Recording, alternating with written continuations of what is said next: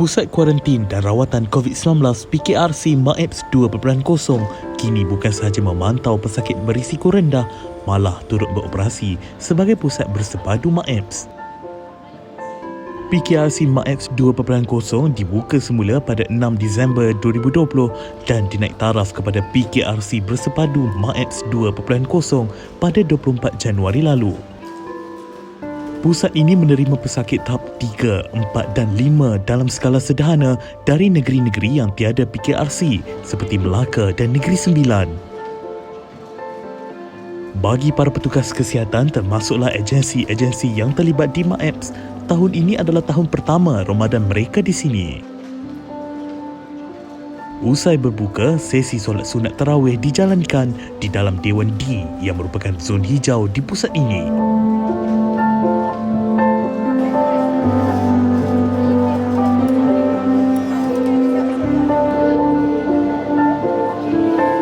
Baik, saya sekarang berada di zon kuning Hall C. Hall C ini menempatkan hanya pesakit lelaki positif COVID-19. Dan seperti mana yang dapat disaksikan sekarang ini antara tugasan yang dilaksanakan oleh pihak Angkatan Pertahanan Awam Malaysia dibantu dengan rela untuk menyerahkan makanan murih bagi pesakit-pesakit positif COVID-19 di Hall C ini. Untuk bulan Ramadan ini, biasanya setiap jam 10 malam, mereka akan menyerahkan makanan untuk murih dan pada jam 4 pagi nanti, makanan untuk sahur pula akan diserahkan kepada mereka.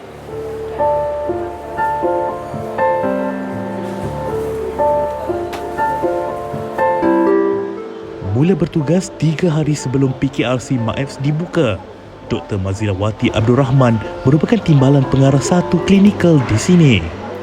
Di sini kita ada beberapa level of doktor di mana kita ada doktor pakar dan doktor pegawai perubatan.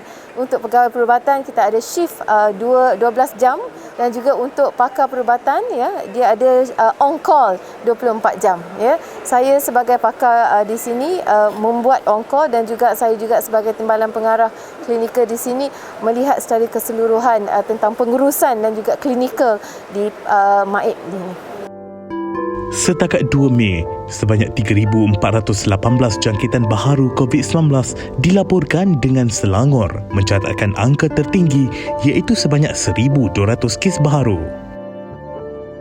Jumlah kumulatif pesakit setakat semalam ialah seramai 83,443 orang dengan 68,154 daripadanya ialah lelaki dan baki 15,289 ialah wanita.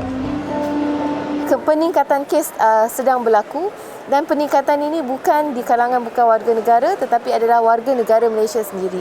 Dan kita dapati kali ini ya peningkatan ini agak sedikit lebih kerana kita dapati pesakit-pesakit yang kuat severe tu lebih banyak compare tu yang sihat untuk COVID yang kita dapati. Ya. Jadi dalam bulan puasa adalah bulan yang cabaran untuk kita sebab waktu inilah COVID sedang kes-kes angka COVID sedang meningkat. Selain petugas kesihatan, 18 agensi termasuk Angkatan Pertahanan Awam Malaysia APM antara yang membantu menyempurnakan pengoperasian di PKRC bersepadu MAEPS 2.0 ini. Kami di sini menerima segala maklumat-maklumat daripada agensi-agensi. Kami akan kumpulkan segala maklumat tu dan seterusnya kami akan menghantar maklumat tersebut kepada pihak NAKMA. Dalam pengurusan di MAEP ni, terutamanya di bulan Ramadan ini, kami ditugaskan oleh pihak pengurusan bencana untuk menyampaikan makanan kepada pesakit-pesakit di sini lah. Kemudahan asas termasuk katil di PKRC bersepadu MAEPS 2.0 ini masih mampu menampung pesakit meskipun kes meningkat mendadak.